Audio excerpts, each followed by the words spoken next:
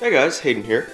A few months ago, I posted my first Pokemon Hardcore Nuzlocke video, in which I beat the main storyline of Pokemon Soulsilver without ever catching any Pokemon. I relied on gifts from other trainers, buying Pokemon from the game corner, and borrowing Pokemon from strangers under the false promise that I would one day return them.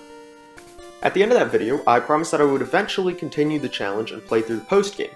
In the Johto games, after beating all 8 Johto gym leaders and the champion, you can travel to the Kanto region to face another 8 gym leaders. And so my goal today is to do just that. Obtain 8 more gym badges and defeat Red, the ultimate Pokemon master, all without ever catching a single wild Pokemon. And obviously if you haven't watched the first video, you should probably check it out. Or don't, I can't tell you what to do. I'll be following standard Hardcore Nuzlocke rules. You can pause the video now if you want to read them all. Basically, I can't pass the level of the next gym leader's ace. If a Pokemon faints, it's considered dead, and I can't use items in battle. I pick up right where I left off last time, on the ship from Olivine City in Johto to Vermilion City in Kanto.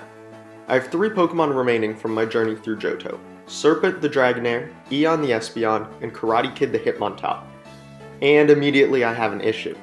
During the Pokemon League, Eon reached level 52. However, one of the Kanto gym leaders, Janine, has a level cap of 50, which means I have to put Eon in the PC until after beating Janine.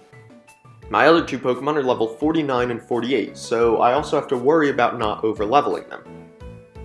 I get off of the boat in Vermilion City and immediately start heading towards Fuchsia City. There's no straightforward route between the 2 cities, so I end up going north through Saffron City and Cerulean City before coming back down along the east coast of the region to get to Fuchsia. The gym leader Janine is a poison-type specialist. Of course, this would be super easy if I had Eon, since Espeon's Psychic type is super effective against poison, but like I said earlier, he's over the level cap, so I need to go get a new Psychic type Pokemon.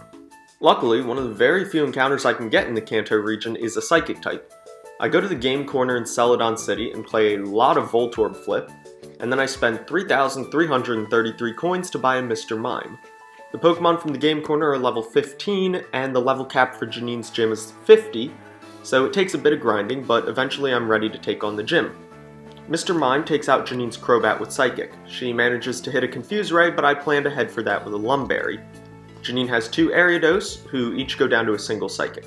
Next up is Venomoth, who survives 1 Psychic and retaliates with a super effective Signal Beam, which Mr. Mime survives thanks to the Filter ability. I take out Venomoth, and Janine sends out her last Pokemon, Weezing. I switch to Serpent to use Dragon Pulse, but Weezing does some serious damage with Sludge Bomb, so I switch to Karate Kid to finish her off with Fake Out and Revenge, earning my first badge in the Kanto region, and my 9th badge overall, the Soul Badge. Now that Janine is defeated, the next lowest gym leader has a cap of 53, which means I can take Eon back out of the PC. I also realize that my Mr. Mime is actually a girl, so I take her to the Name Raider to change her name. Since I've already been to Vermilion City, I can just fly back there to battle Lieutenant Surge. His Pokemon are electric types, which are only weak to ground, so I go in with the strategy of just spamming Earthquake. His 2 Electrode both try to stall with Double Team, but sure enough, all of his Pokemon go down to Earthquake and Lieutenant Surge hands over the Thunder Badge. My next destination is Pewter City to get some new Pokemon, but the only path to get there is blocked by a Snorlax. A person at the power plant sends me to Cerulean City to retrieve a stolen machine part from a Team Rocket grunt. I take the part back to the power plant to fix the generator, and the radio tower director in Lavender Town thanks me by upgrading my radio card. Now I can use the Pokeflute station on the radio to wake up the Snorlax and pass through Diglett's tunnel to Pewter City. At the Pewter Museum, I can revive some fossils that I found at the ruins of Alph. I revived the Old Amber into an Aerodactyl, who I named Terry with a silent P, and I revived the Dome Fossil into a Kabuto, who I named Not Helix. While I'm here, I might as well battle the gym leader Brock. His first 3 Pokemon, Graveler, Rhyhorn, and Onix, are all rock and ground types, so they each go down to a single Surf from Serpent. Kabutops hits a Rock Slide as I land a Thunder, and his next Rock Slide misses as I take him out with Dragon Pulse. His last Pokemon is Omastar, so I switch to Karate Kid. Close combat just barely won't knock him out, as Brock keeps using a full restore every turn as I keep attacking.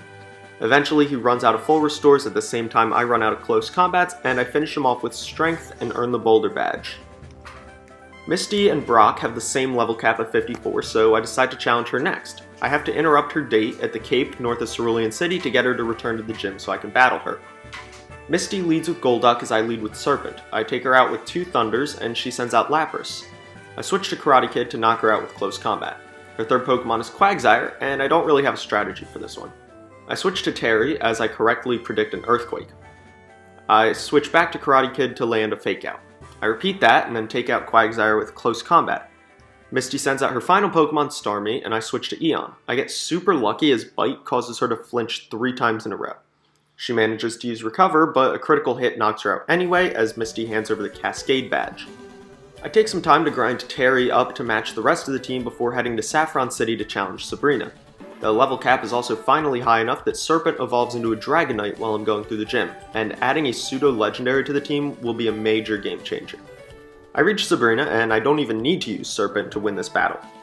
With Terry up to the same level as the rest of the team, I can knock out each of her Pokemon with 2 crunches each and earn the Marsh badge. The next gym leader for me to battle is Erica. Like a few of the other gyms in this video so far, I've already been to Celadon City, so I can just immediately fly back there and challenge the gym. Serpent takes out every one of Erica's Pokemon in a single hit, except for Blossom, who takes 2 hits, and Erica gives me the Rainbow badge. There are only 2 gym leaders left, Blaine and Blue, and I'm required to battle Blaine first. The path south from Fuchsia City is blocked, so I have to take the long route. I head south from Pewter City through Viridian City and Pallet Town before surfing down to Cinnabar Island. This used to be the home of Blaine's gym, but the island was destroyed by a volcano, so he's relocated to the Seafoam Islands in this game. I meet Blue while I'm here, and he tells me to come back to talk to him after I've obtained 7 Kanto gym badges. So let's go get the 7th badge. I find Blaine's makeshift gym in the Seafoam Islands and challenge him to a battle. Karate Kid takes out his first Pokemon, Magcargo, with a quad super effective Earthquake. Next up is Rapidash, who nearly takes out Karate Kid with Overheat. I hit an Earthquake before switching to Serpent. Rapidash goes for Bounce, but Thunder can hit an opponent in midair, so he goes down. Blaine's last Pokemon is Magmar, who actually puts up a pretty good fight. I miss 2 Thunders as he lands a Confuse Ray. I hurt myself in Confusion and then take some serious damage from Overheat. I break through Confusion to hit a Draco Meteor, but another Overheat gets me really low. I don't want to risk knocking myself out from Confusion, so I switch to Terry as Blaine uses a full restore. A few crunches get him low again as he hits a super effective Thunder Punch and heals again. I decide to switch to Eon after he heals for a 3rd time. I confuse him with a Psybeam, and after the 2nd Psybeam he knocks himself out from Confusion as Blaine hands over the Volcano badge. And listen, Blaine, you might want to think about rebranding. The Volcano badge didn't age very well.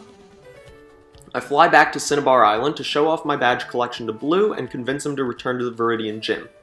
He doesn't have a specific type specialty, so there's no easy way to plan for his gym other than having good overall coverage. Nevertheless, it's time to fight for that last badge. Exeggutor goes down to a single Fire Blast, Rhydon goes down to a single Surf, and Gyarados goes down to a single Thunder. Next up is Arcanine, who takes 1 Surf before hitting back with a super effective Dragon Pulse to drop Serpent to half HP.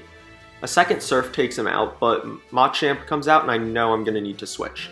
I let him knock out not Helix to give me a free switch. I send out Eon next, who takes Machamp out with 2 Side Beams. Blue is down to his final Pokemon, Pidgeot. I hit him with 5 Sand Attacks to get his accuracy super low, and begin the process of chipping away at his health.